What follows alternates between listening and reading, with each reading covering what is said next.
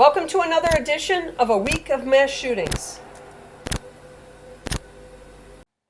As of February 18th, we've had 53 mass shootings this year. And we hit that 50 mark on February 16th. So it took longer to hit that milestone this year than in the previous 3 years. We hit it the fastest in 2023 last year when we hit it on January 30th.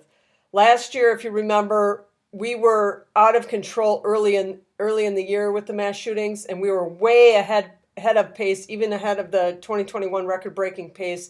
We were so far ahead of it all the way till like September, and then it was like all of a sudden there weren't any mass shootings. It was like they just stopped, and there would be just a few a week. So we're right on pace for the most part, which with 2021 and 2022. And for this past week, we've had 9.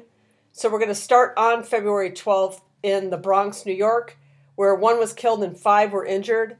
And this is the second one for the Bronx, not just for New York, but the second one for the Bronx. And it happened at the Mount Eden Avenue Station. And a 35-year-old Obed Beltran Sanchez, he was the one that was killed, and he was just an innocent bystander here. 5 were injured. They were 2 females, 3 males, aged 14 to 71. And basically there was a fight on the number 4 train between 2 groups. The fight continued on the platform, and that's when the shooting started.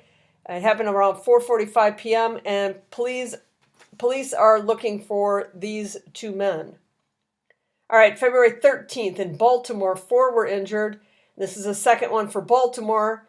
The victims were all males, aged 21 to 24. It happened around 9:51 p.m., and the cause of this one is unknown and is under investigation.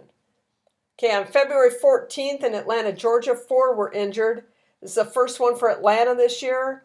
Happened at the Benjamin E. Mays High School, and the victims were all males, 17 to 18 years old. It happened just after school was dismissed, and this one was a drive-by, and 3 people were detained, a 35-year-old woman, her 17-year-old daughter, and another man. And they were detained. I didn't get clarification if they were the actual shooters, but they were detained for this one. All right, again on February 14th in Kansas City, Missouri, 1 was killed and 22 were injured. And this is a third one for Kansas City. And Kansas City is kind of leading the way with these mass shootings this year. Everyone wants to blame Chicago, but you got to look at other cities, and Kansas City is a city to look at this year. So 3 is the most that they've had, or that any city has had so far this year.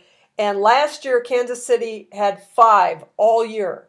So they've had 3 in a month and a half, and they had 5 in 12 months last year. So again, this is a city we're going to keep an eye on. And this is also the mass shooting that had the most victims this year. Not the most deaths, but the most overall victim count. Happened at the Union Station during the Chiefs' Super Bowl parade. 43-year-old Elizabeth Lopez Galvan was the one that was killed. And half of the others injured were under the age of 17. And this was just a dispute that escalated. 3 were arrested. And for a long time, they didn't say the race. I don't know, maybe they're not even saying it yet. The race of the shooters. And you know right away when they don't say the race of the shooters that the shooters are black. That's not racist to say that. That's just the way the news works. If they don't mention a race, and they've arrested them already, or they have video footage of it, if they don't mention the race, it's not a white person. Okay? So we knew right away this was not a white person.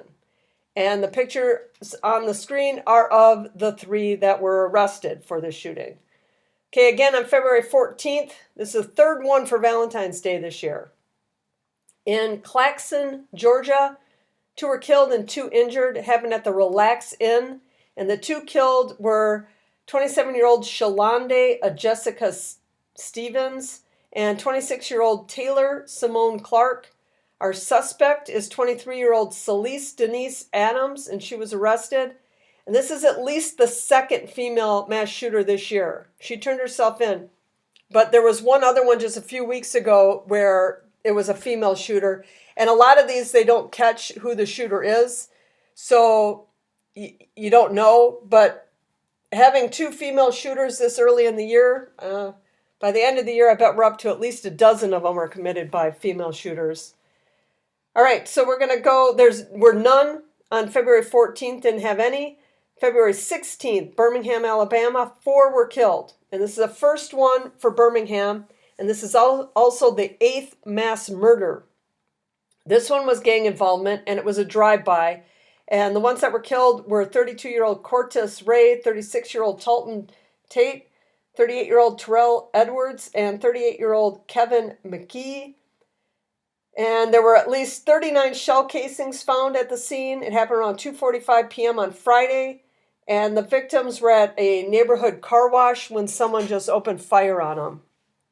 Okay, there were none reported for February 17th. So we'll go to February 18th in Carson, California, where 4 were injured. And this is the first one for Carson this year. Happened at the Cobalt fulfillment. And all the victims were males aged 12 to 17 years old. Happened at 12:15 a.m. And this was a large warehouse party or birthday party that happened in this Cobalt fulfillment place. And all the victims were under the age of 17. And it was at 12:15 a.m. So you can ask yourself why these children, because they are children if they're under 17, what they were doing out after midnight. Because even 16, 17, they should have a curfew. And the younger ones definitely should have been at home. So again, on February 18th in Montgomery, Alabama, 1 was killed and 3 were injured. And this is the first one for Montgomery this year. 34-year-old Marcus Henderson was the one that was killed. 2 adult females and 1 adult male were injured. Our suspect, 29-year-old Robkeywel Prevo, was arrested. This guy's name is Robkeywel. Robkeywel. Robkeywel. Happened at 6:10 a.m. and there's no motive on this one. And Robkeywel is being held without bond. Okay, and our last one also on February 18th in Burnsville, Minnesota. This one is the one out of all of these that I would consider to be the worst. 3 were killed and 1 was injured. This is the first one for Burnsville, Minnesota. It's a suburb of Minneapolis. The 3 that were killed were 2 police officers and a firefighter. And the one that was injured was also a sergeant. So 27-year-old Paul Elmstrand, 27-year-old Matthew Ruge, 40-year-old Adam Finseth, and Sergeant Adam Medicott, he was the one that was injured. The other 3 were killed. This was a domestic violence situation. They showed up and the suspect opened fire on him. The suspect, 38-year-old Shannon Cortez Gooden, he was killed in return fire because he was shooting at the police. They tried to negotiate things with him, but, at some point you just have to shoot back. Happened at 2:30 a.m., and at least 1 officer was shot inside the home. So a lot of the shooting happened inside the home, and it sounded like he was doing shooting from multiple different locations within the house, like he had planned this. And this Gooden guy had previous charges that prohibited him from possessing a firearm, but he was very well armed. And this guy, look at this photo of this dude. He takes photos of himself, flipping himself off in the mirror. Real tough guy. And most articles, again, this is like the Kansas City thing, the parade shooters. Most articles don't show a picture of this guy, of this shooter, of this Gooden guy. And you can come to your own conclusion as to why they're not showing his picture. I kind of explained it earlier with the Kansas City thing, but if it was a white dude in this one, because this was a bad mass shooting, when all the victims were police officers and firefighters, and you don't show a picture of the suspect, and you can look up dozens of articles on the internet on this and not see a single photo of this dude, there's a reason. If he was a white dude, again, His picture would be plastered everywhere. Okay, and now we'll take a quick look at the graph of the causes or locations of these mass shootings this year. These are the top 6. Unknown still leads with 13. And these are likely like gang stuff that doesn't get enough info, they don't write enough about it, so you don't know that it was a gang, or arguments, or some, random reason that the police just didn't learn about, initially.